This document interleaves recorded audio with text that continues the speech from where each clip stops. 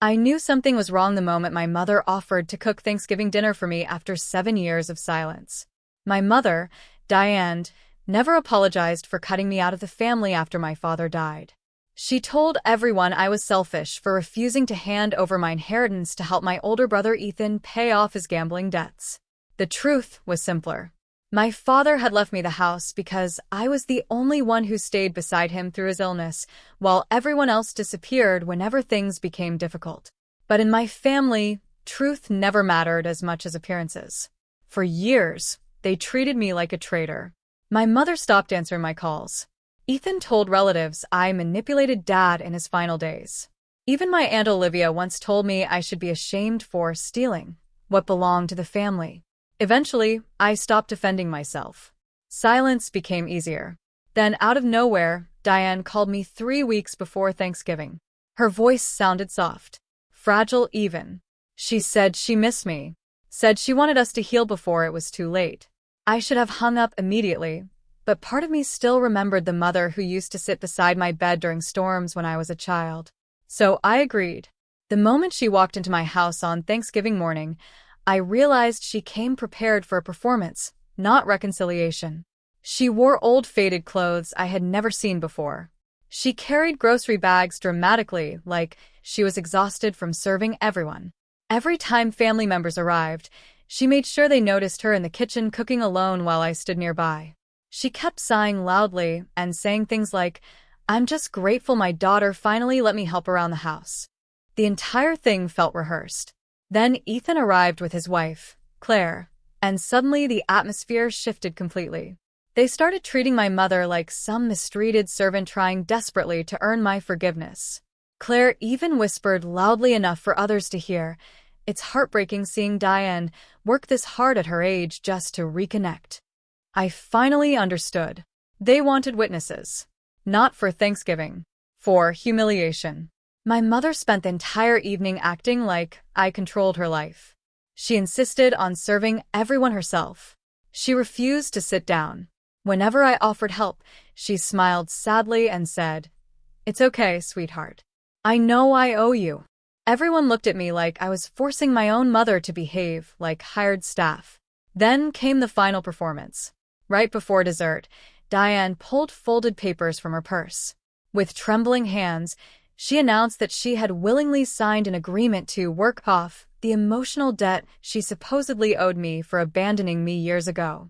She said she wanted the family to know she accepted responsibility for her mistakes. Ethan immediately grabbed the papers and began reading dramatically. Claire looked horrified. Olivia muttered, "I can't believe this." According to the document, Diane had agreed to cook, clean, and assist me during family gatherings for the next 2 years in exchange for financial support. The room turned ice cold. Every single person stared at me like I was a monster. That was exactly what they wanted. What none of them knew was that I had seen this coming almost 2 weeks earlier. My cousin Lily secretly warned me that Ethan had been asking questions about legal contracts and elder exploitation laws. That warning saved me. The moment my mother called about Thanksgiving, I hired an attorney friend named Marcus to help me prepare. Together, we created a harmless fake agreement filled with impossible legal language hidden beneath emotional wording. It looked convincing enough for Ethan's little theater performance, but legally, it meant absolutely nothing.